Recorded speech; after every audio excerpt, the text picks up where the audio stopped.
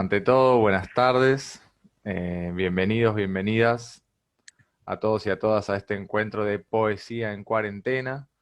Nos encontramos en esta ocasión especial de modo virtual, por el contexto claramente, y la idea es compartir algunas experiencias poéticas de dos personas que han pasado por SICUS de alguna manera. Una de ellas es Lilia Ferrer Morillo. Ella es venezolana, poeta y militante también de todo lo que es la cultura afrodescendiente. Tiene su libro en SICUS que es Imba, Voces del Tiempo, Poemas desde Nuestra América, publicado el año pasado en ediciones SICUS. Y por otro lado, José Mushnik, él es poeta radicado en Francia, poeta argentino radicado en Francia, que bueno, ha publicado varios libros con Sikus. Tenemos Desgarros, Diamantes, Geriatricón, Cefiquil, Josecito de la Ferretería. eh, y por último también participó en Poetango, que fue un libro que se editó este año, que bueno, compila poemas y tangos de un concurso del barrio de Boedo. Así que bueno, sin más preámbulos, va a comenzar Lidia con su intervención y bueno, y luego José. Muchas gracias a todos y a todas por estar. Adelante, Lidia. Gracias, Mateo. Saludos también a José eh, por compartir este espacio y compartir la palabra. Agradezco muy especialmente a SICUS. Siempre digo mi casa editorial, pero cuando escucho todo este registro de las obras publicadas por José, bueno, hay un camino, ¿no?, por recorrer hacia adelante. José y Mateo, celebro mucho este espacio que se abre de poesía en cuarentena, que nos da la oportunidad, ¿ya?, también de echar a andar la palabra. Y es esta palabra que decimos: no se silencia, no se calla más. Como decías cuando presentaste esta actividad, y no se silencia porque es una palabra así comprometida con la resistencia. La resistencia que en lo absoluto, desde mi perspectiva como mujer afrodescendiente, es una palabra, es una resistencia pasiva, menos pacífica. Entendemos nosotros la resistencia como acción de insurgencia siempre activa. Y es activa porque la resistencia la entendemos incluso como modo de sobrevivencia, como modo de reexistencia y de vivencia, ¿no? Y siempre en la búsqueda de esa reexistencia también en dignidad.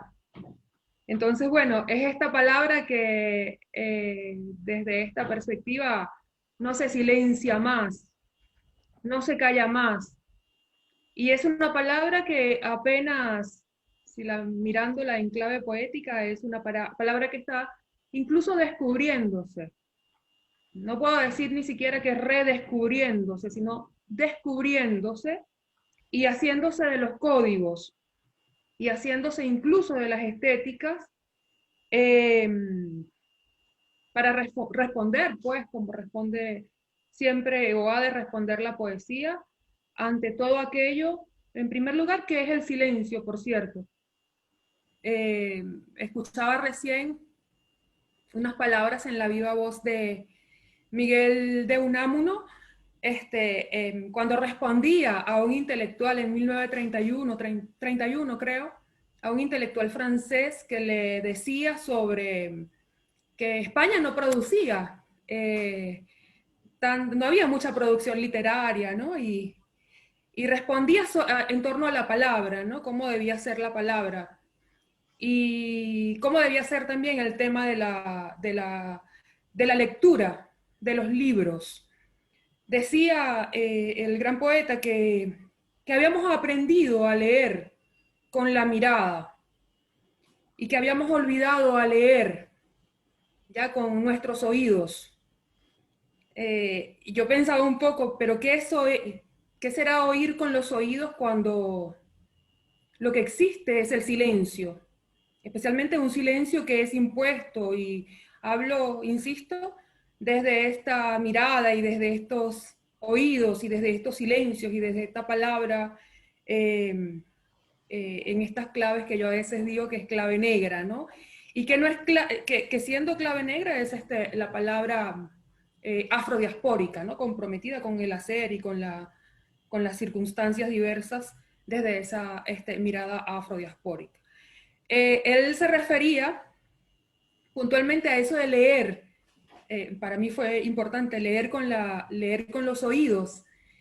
Y yo recordaba que, y siempre lo digo, también lo traigo a colación, y eso como a modo de anécdota, incluso sobre mi propio proceso de creación, que está descubriéndose y haciéndose de los códigos, como ya lo digo ya, que mis libros primero no fueron libros que debía leer con la mirada, ¿ya?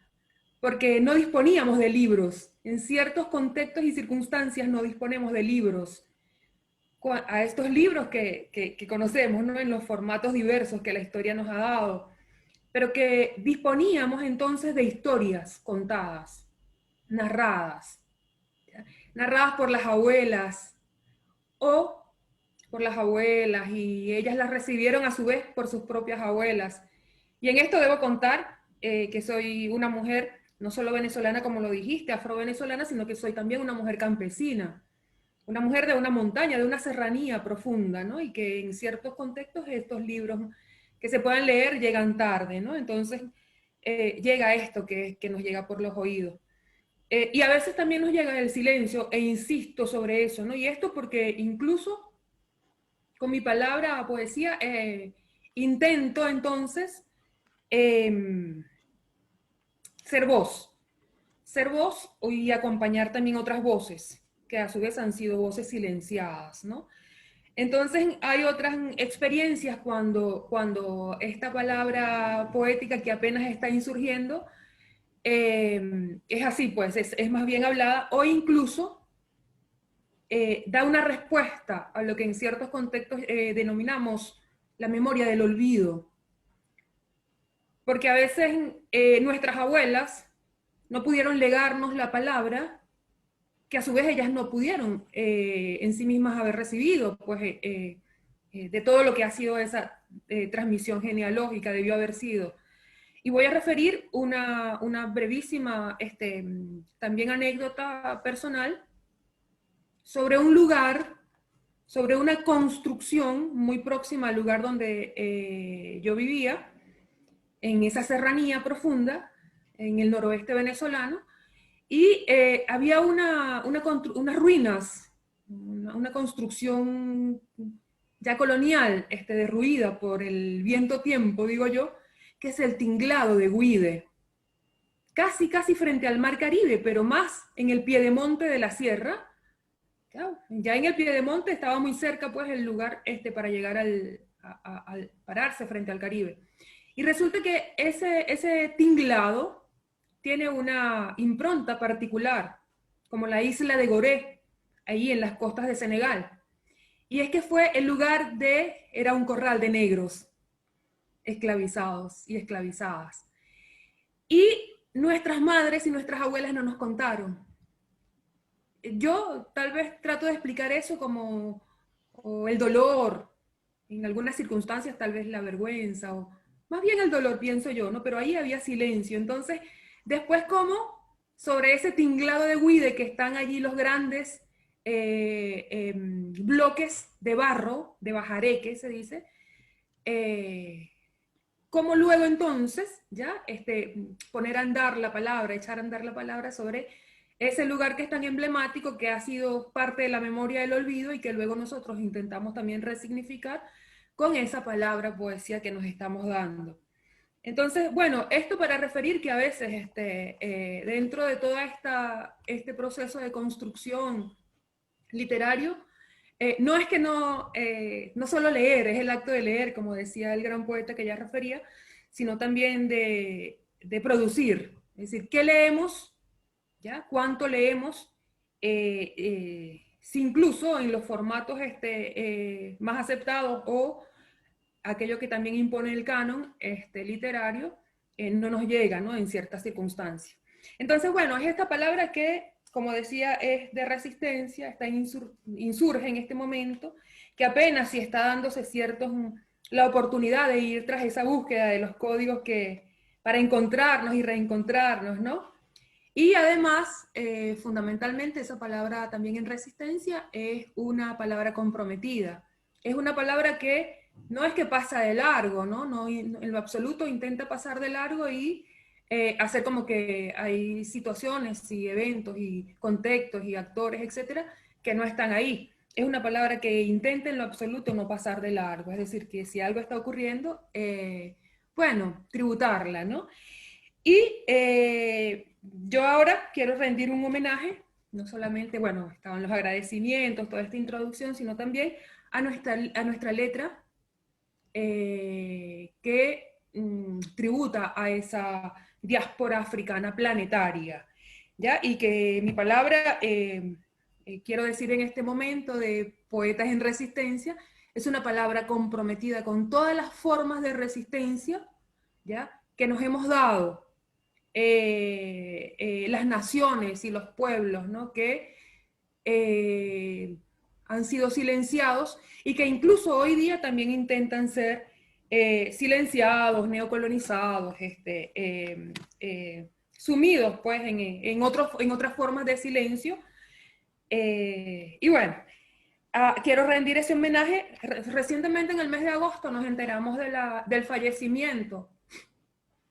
Y tal vez nos enteramos porque su propio fallecimiento nos hace enterarnos, ¿no? De la muerte de un poeta sudanés. Yo le quiero rendir un homenaje a Abdel Wahab Youssef Latinos. Murió en una patera, en el Mediterráneo, ¿no? Como muere hoy la diáspora africana que intenta transitar esos 14 kilómetros que hay en el punto más próximo entre el continente africano y el continente europeo, o en otro punto también que es próximo y que suele ser lugar de destino, de búsqueda, que es Lampedusa, ¿ya? Una isla italiana. Bueno, Latinos, o Abdel Wahab, voy a leer un segmentito de su poesía, que era una poesía de una especie de anuncio, ¿no? Morirás en el mar, tu cabeza mecida por las rugientes olas, tu cuerpo meciéndose en el agua, como barco perforado. Rindo con esto, con esa breve lectura y esa referencia a toda esta escritura, también que nos damos ahora en el continente americano, en Abya-Yala, en la Pachamama, de gente que está empoderándose y tomando la palabra y que esa palabra, tomándola y para hacer creaciones hermosísimas en primera persona. Pero insisto también esa palabra que es comprometida con esa otra forma, ¿no? Con esa mirada tal vez diversa, pudiera decir, bueno, esos códigos que, como digo, estamos también recién construyendo, sin desconocer obviamente, ¿no? Las grandes creaciones de poetas de la talla de Toni Morrison, o de la talla por ejemplo, de Concepción Evaristo en Brasil, una mujer muy grande, de más de 70 años, que apenas a los 71 años, la Academia de las Letras de Brasil es una mujer afavelada. Hizo un reconocimiento, es decir, ella casi es una mujer que ahora vive, hermosa, mujer que habla de las voces, por ejemplo, de las voces de mujeres, y que es una gran referente respecto a esa creación posible y que, bueno, y que ha motivado a muchísimas y a muchos también en hacer poesía también como forma de resistencia. Tal vez quiero que por favor me avisen por ahí sobre el tiempo, me hagan una advertencia, porque no tomé el tiempo. Voy a leer del libro Imba, Voces del Tiempo, Poemas desde Nuestra América, editado por SICUS en noviembre del año pasado y que presentamos en la Universidad Nacional del Folclore, perdón, la Universidad Nacional de las Artes, en el departamento de folclore, aquí aquí en Argentina, que bueno, editado por Sicus, ya lo decía, ¿no? La gran motivación para este libro IMBA, así escrito, es en decir, en clave poética, que existen crímenes de odio que no miramos, ¿no? De odio racial, que el racismo existe, que no solo ocurre, por ejemplo, en Estados Unidos, que es el racismo que vemos, ¿no? El que ocurre en otros lugares, y que existe en nuestros propios territorios y es tan doloroso también, y que nosotros lo encaramos también desde una perspectiva también esperanzadora y esperanzadora pues para la superación de todo esto cuanto ocurre. Este es un libro que, debo decir, escrito de alguna manera en clave también, no solo negra, sino honra también nuestros orígenes bantú, y toma algunos términos del Kikongo, que es una lengua bantú, para nombrarnos definitivamente, para darnos nuestros nombres de los cuales hemos sido despojados.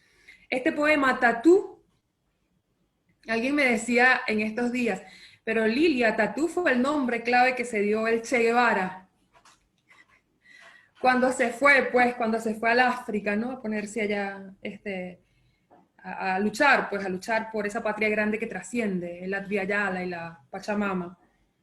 Y, sí, Tatú.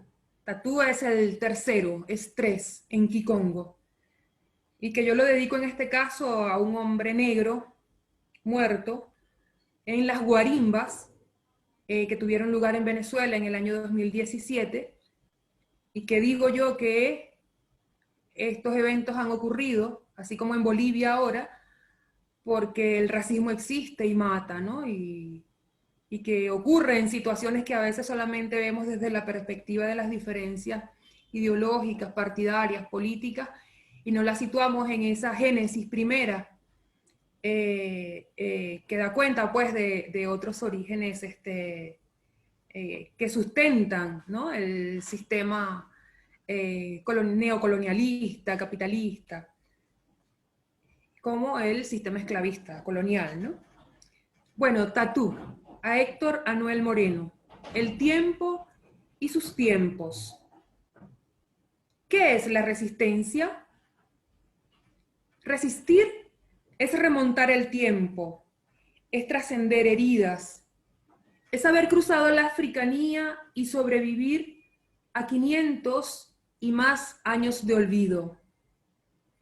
Resistir es apilarse quietitos en ataúdes transatlánticos y no escuchar el pestilente silencio de 2000 lenguas fundidas en un único grito, de pieles negras que se desilvanan y vuelven a recomponerse 1, 2, 10.000 veces contigo. Resistir es haber llegado aquí. Los pies del árbol que sangra, los pies del árbol herido. Cosecha amarga es haber llegado hasta aquí y que el odio te inunde los sentidos. Resistir es colectivizar los sueños, sí, en colectivo. Solo así se remonta este fuego que quema, que duele más allá del dolor mismo. Resistir es olvidar que, tras el fuego tras las piedras cenizas, y con ella una escena que navega para sumergirnos en el miedo prohibido. ¿Qué es la resistencia? No será nunca el brazo ejecutor de ese fuego tortuoso, inhumano, descarnado y carente de sentido. Menos aún quien dicta la orden. No, resistir es morir y aún así seguir vivos. Bueno, gracias. Les doy la palabra, creo, a José. O... Sí, cómo no. Qué lindo. Muy lindo. La verdad que es un gusto compartir esta velada organizada por Sicus, Entonces, gracias a Mateo y a Sicu por organizar esta velada, y un poco para, digamos, yo no sabía lo que ibas a leer vos, o sea que eso está claro, no nos contactamos antes para programarla entre nosotros, pero me gusta entrar en resonancia con lo que vos decís sobre el tema de lo que te transmitían las abuelas, ¿no? Que la poesía es el oído primero, ¿no? Y es cierto que un poco es interesante decir que la poesía, el poema, existe antes de la escritura. Las primeras manifestaciones poéticas eran para transmitir memoria. Y un poco el poeta, o sea, que transmitía esta memoria, que no estaba todavía fijada en palabras escritas, sí en palabras orales, en sonidos, se usaba para transmitir fórmulas para curar a los niños, para trabajar el hierro, etcétera, etcétera. Te va a interesar, estuve bastante en África y estuve recogiendo con amigos africanos poesías tradicionales africanas de algunos países como en Burkina Faso, donde hablan mucho de los poemas de los herreros, los que trabajan el hierro, que son reales poemas, ¿no? Y los transmiten oralmente, ¿no? Entonces, muy lindo esto de este reconocimiento a la nacimiento de la poesía como una experiencia de transmisión, y el rol del poeta en esa época no era, digamos, un rol que poco a poco se fue haciendo marginal, lo digo por hoy, ¿no? Sino el poeta o lo puede llamar el jefe del, digamos, oral, el chamán que estaba transmitiendo, tenía un rol fundamental en el centro del pueblo. El otro tema que entra en resonancia es con lo que hablabas de Gorée.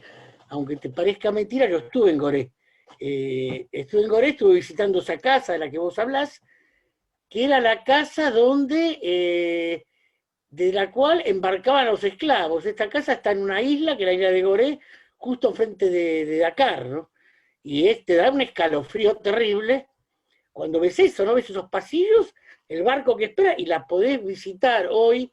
Hoy se puede visitar todavía, y te da ese lugar, te da toda esa memoria, ¿no? Esa memoria que tratan, ¿no? Hay poetas senegaleses que trataron de hacer y lo están haciendo, juntar fondos para hacer un memorial en Gorée, ¿no? Si después vos querés, te pongo en contacto con estos poetas senegaleses, que es uno que está a cargo del memorial de Gorée, que va a hacer. Entonces, estos encuentros de chicos producen sinergias interesantes. Entonces, bueno, esto, hablando de la poesía, digamos, y el poeta y el poema, nosotros los poetas tratamos de recuperar la poesía. Yo digo, la poesía está en la vida, ¿no? El poema es un texto, ¿no? Lo que trata el poeta es de poner la emoción en un texto. Por eso nunca llegamos, ¿no? Siempre, hacer un poema siempre es un trabajo inconcluso. Y un trabajo que uno dice, bueno, uno cuando lo lee dice, bueno, ve las imperfecciones porque la emoción que uno vive, la emoción de todo, ¿no? De un compañero sudanés que se muere en el mar, la emoción amorosa, la emoción de una muerte, todo eso. Poner un poema es de entrada un hecho imposible, ¿no? Entonces, digamos primero que entonces la poesía está en la vida, el poema es un texto, y ahí tratamos nosotros ya justamente, de hecho, el trabajo del poeta es un trabajo de resistencia, ¿no? De resistencia, es decir, cómo poner en palabras la emoción, la vida, ¿no? Entonces, ahora, en el contexto actual, ¿no? Yo diría que tenemos un desafío bastante importante, ¿no? En general, la poesía es un género minoritario, hoy llegó a ser un género muy minoritario, desde el punto de vista comercial, no desde el punto de vista esencial. Pero si uno va a las librerías, grandes librerías, centros comerciales o grandes lugares donde venden libros, por lo menos acá en Francia, en Argentina es también así, las partes de los poemas, los libros de toda poesía son pocos, ¿no?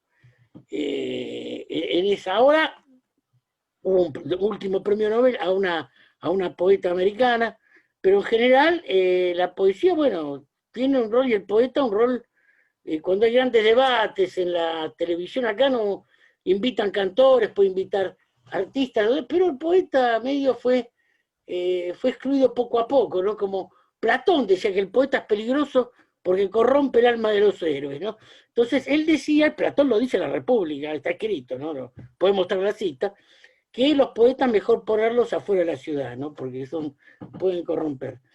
Y creo que, sin embargo, uno de nuestros trabajos ahora es traer el poeta al centro de la ciudad entre comillas me refiero, y tenemos una batalla muy importante, que es la batalla del lenguaje, ¿no?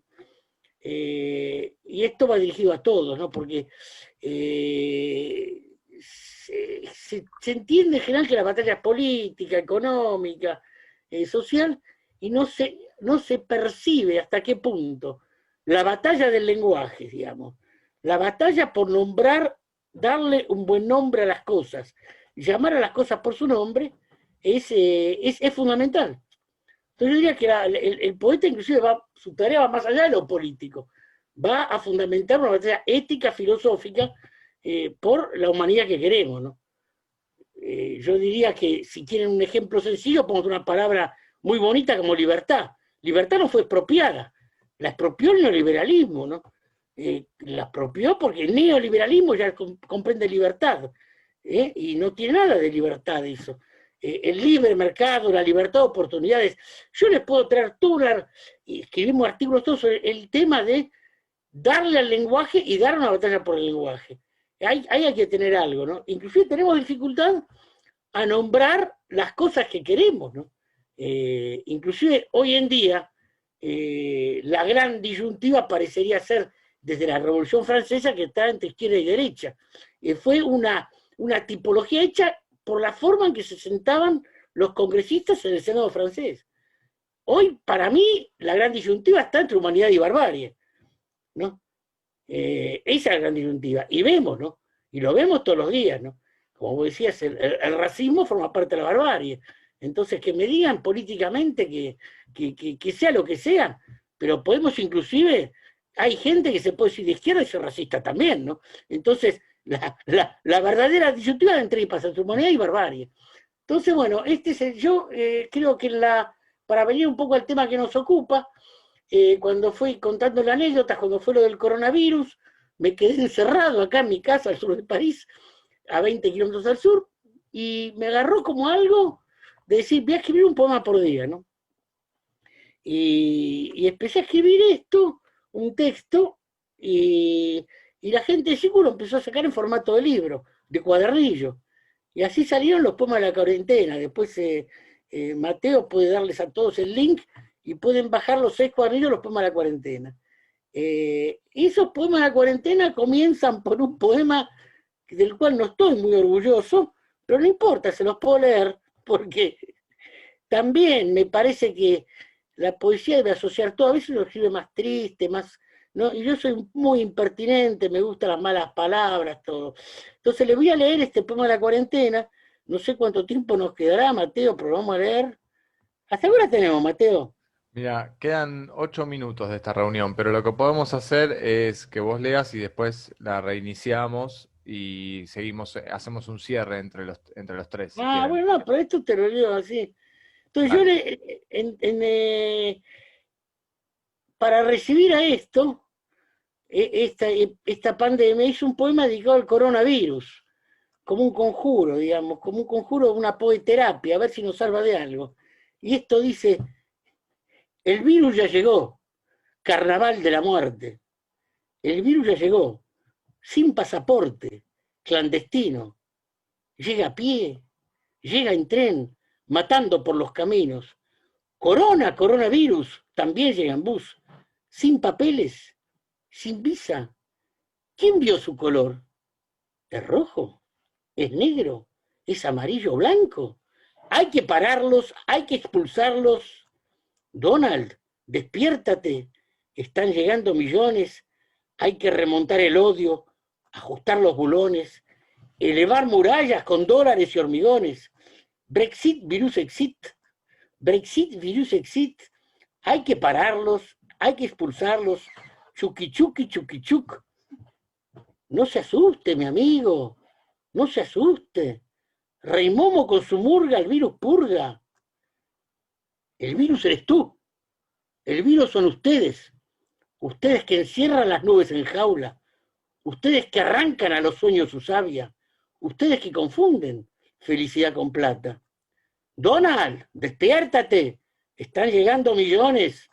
Hay que remontar el odio, ajustar los bulones, elevar murallas con dólares y hormigones. Brexit, virus, exit. Brexit, virus, exit. Hay que pararlos, hay que expulsarlos. Chuqui, chuqui, chuqui, chuc. Corona, cerveza mexicana. Corona, Crown of the Queen. Corona de la reina Corona. Corona Cocó, Corona Queen. El virus ya llegó. Me encierro en el galpón. Cierro las ventanas, me pongo el calzón. Morfo papas fritas con un McDo. No se asuste, mi amigo. No se asuste. Rey Momo con su murga, al virus purga. Brexit, virus exit. Brexit, virus exit. Hay que pararlos, hay que expulsarlos. Chuki, chuki, chuki, chuk. Bueno, este es un tema que salió difundido en las redes. En el libro de Garros, que publiqué en SICU, si quieren después, es uno de los últimos, después, si tenemos tiempo, les leo un párrafo. Es otro tipo de poesía. Les puedo leer rápidamente, antes que se nos acabe el tiempo en esta secuencia, como un poco el virus y esta pandemia nos dice, bueno, como la muerte se acerca, a mí se me acerca sola porque ya estoy viejo, pero igual se le acercó a todos. Entonces, nos interroga sobre el sentido de la vida mismo, ¿no? O sea, eso es lo que yo decía, que la poesía va más allá de lo político, a lo ético, a lo filosófico, ¿no?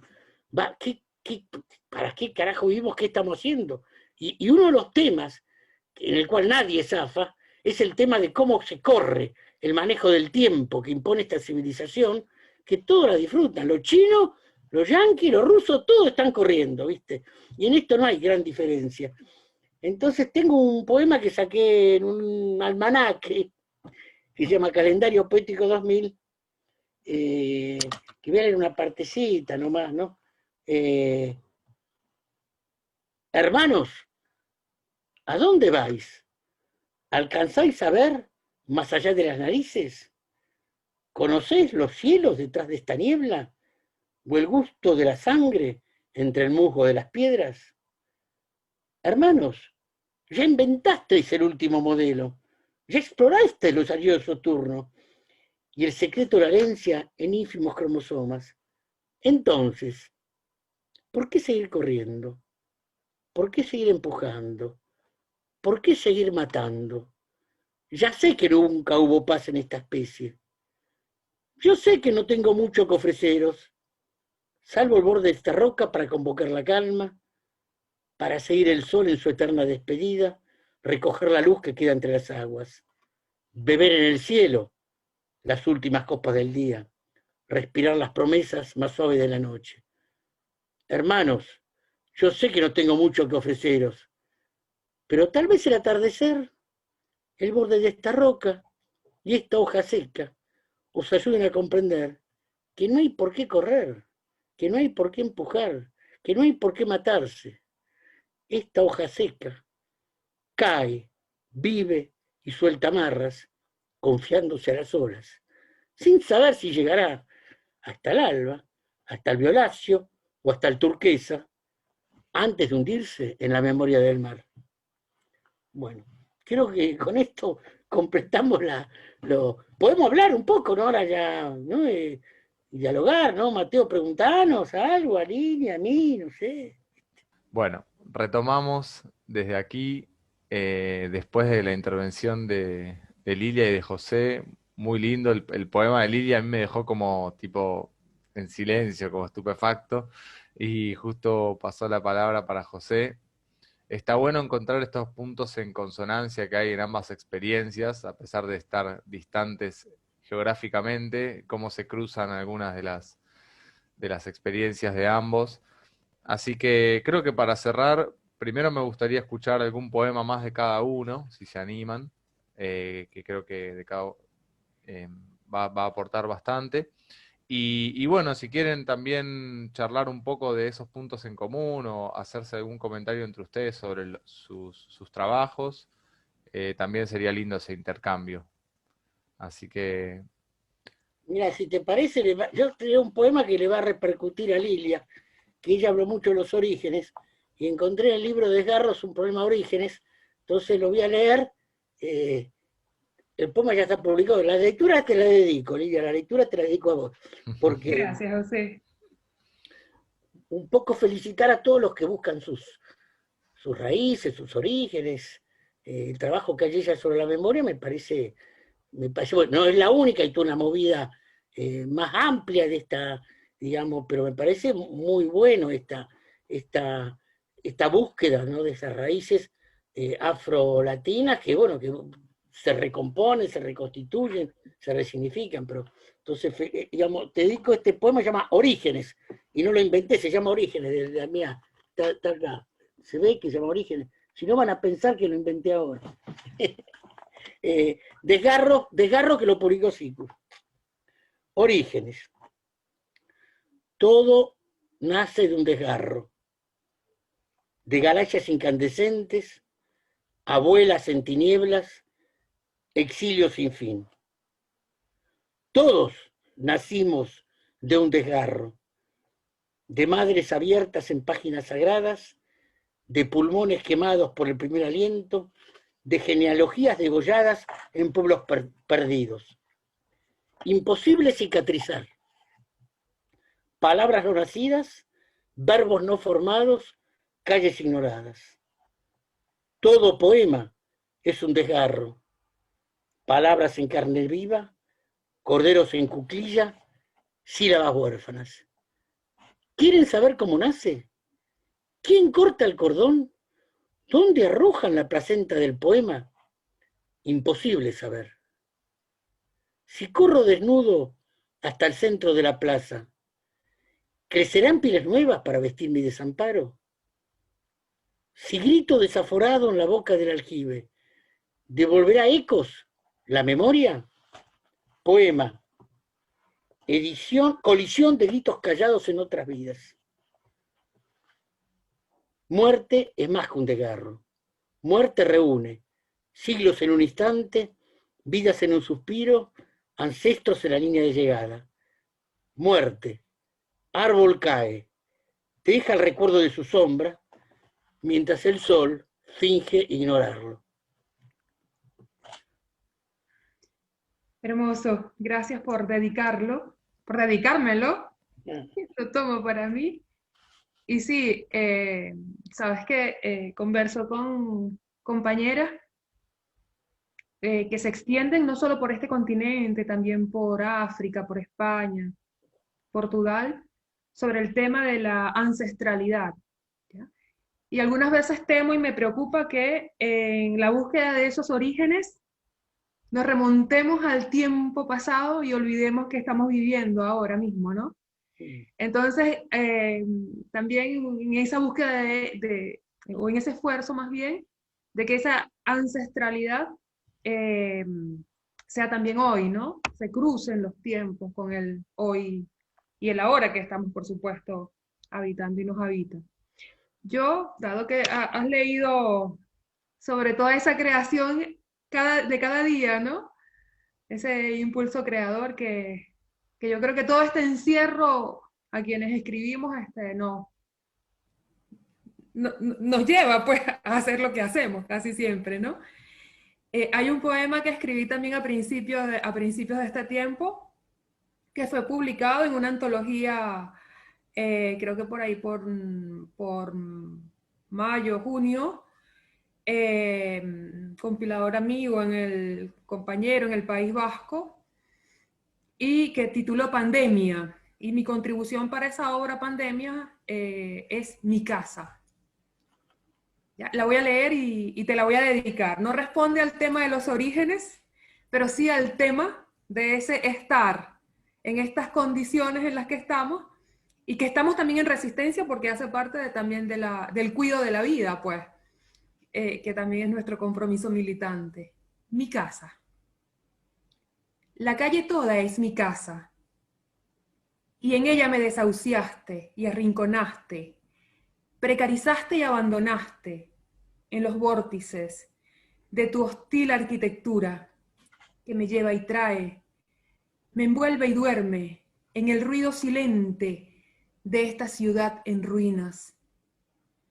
La calle toda es mi casa y me extravía para siempre en este laberinto de piedras arrinconado en su miedo pandémico, que hoy se resguarda de la proxémica de otros cuerpos habitados por pestes inoculadas, desterritorializadas en mi casa.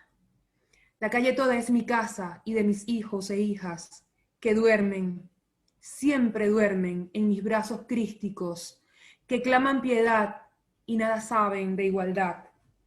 La calle toda es mi casa y me exhortas y ordenas quedarme en casa.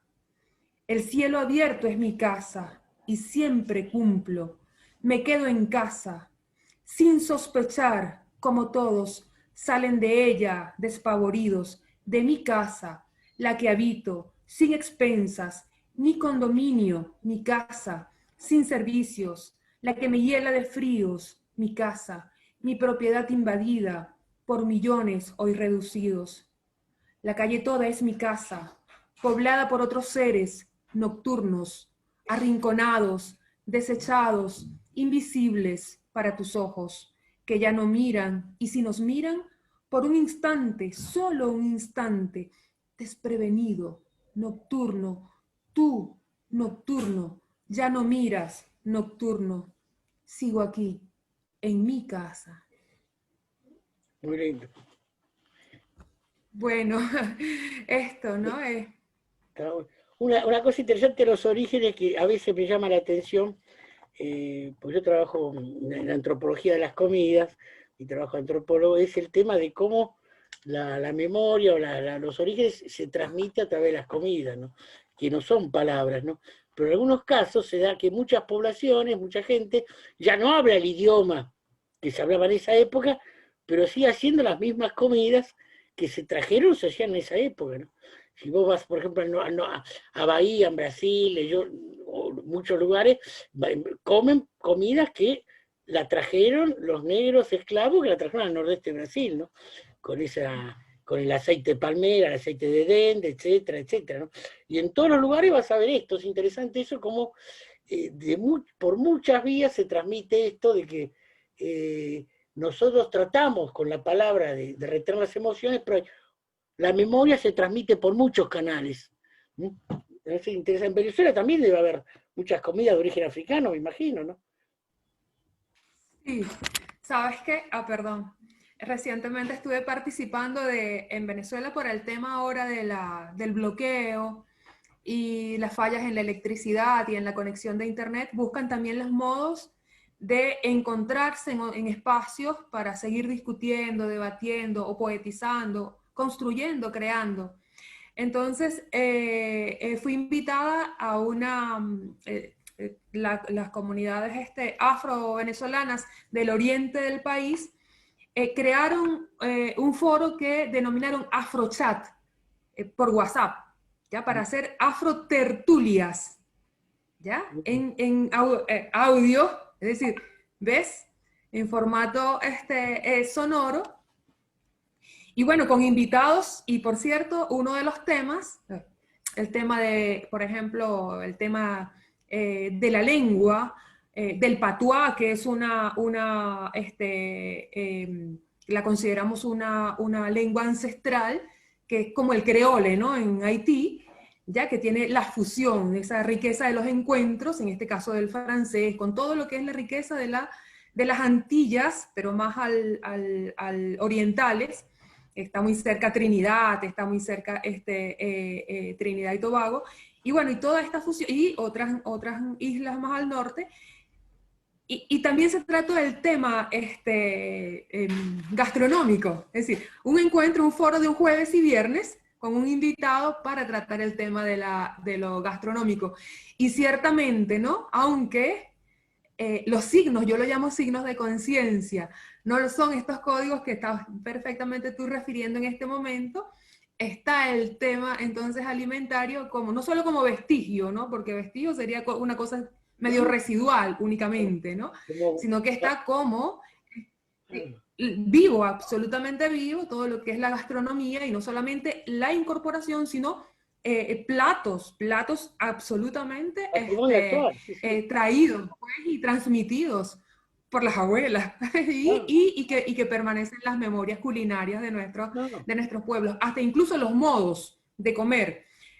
Por ejemplo, en mi pueblo, ya lo he dicho aquí al principio de la conversa, afrocampesino, nosotros comíamos con los dedos, es decir, el guiso, cualquier guiso con una proteína, con las verduras, y resulta que siempre estaba presente dentro de las comidas de todos los días, desayuno, almuerzo y cena, un plato, de maíz, en base de maíz, una arepa, que es una especie de pan, en base de maíz. Y entonces esto lo usábamos para recoger con los dedos y entonces alimentarnos. Esto no es más que la transmisión, es decir, no es un modo en el cual el comensal está faltando a lo que son las bueno, formas, ¿no? Las acá, formas que se contraponen a lo barbárico, ¿no? A lo no, barbárico. vale Y la que pena aclarar que comer con los dedos, acá lo que son los buenos modales, lo establecieron unas normas que no la establecieron la gente que comía con los dedos. Y a alguien se le puede claro, decir que comer con los dedos no son buenos modales.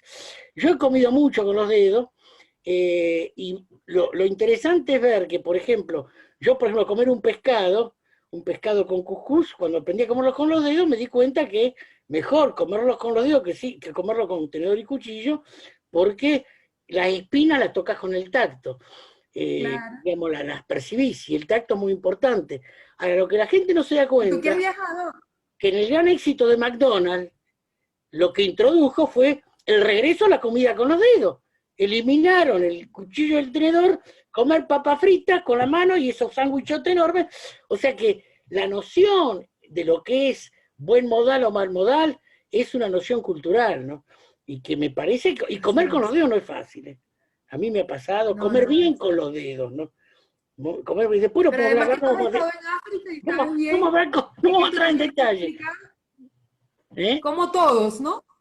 Que tú has estado habiendo viajado a África, sabes bien que hay comunidades donde la comida y zonas, digo, no solamente de campo, sino también urbanas, donde la comida que está dispuesta en el centro de la mesa, en una gran palangana, diríamos en Venezuela, todos tienen su lugar y de forma colectiva toman de ahí y van directo a la boca. Ese acto también es un acto amoroso de encuentro, de respeto, de coincidencia, fraternidad, pues. Es Bueno, muy en España, consanguíneo eso, de comer no solo con los dedos, sino comer de forma colectiva con los dedos. claro, y en España la paella era eso también, y cada cual tiene su parte de la gran paella y no se mete en la parte del vecino y se comparte. No, no, hacer, comer un arroz con los dedos, otro día lo vamos a contar a Mateo, te vamos a explicar, no es Esa es fácil, hay varias poesía, técnicas, pero es sin hacerte poesía. chorrear por todos lados, no es fácil. No, Sí. qué bueno. Sabes Bueno, que bien interesante lo que planteas sobre el lugar de memoria en la isla de Boré. Pero cuando tú lo estabas contando y volviendo a eso, mira cómo estoy situándome espacialmente en dos puntos de esa cartografía que es dolorosa, pero que hace parte de la memoria, de la historia, porque resulta que cuando venimos aquí al continente, parece que la historia solo inicia desde el desembarco desde el desembarco.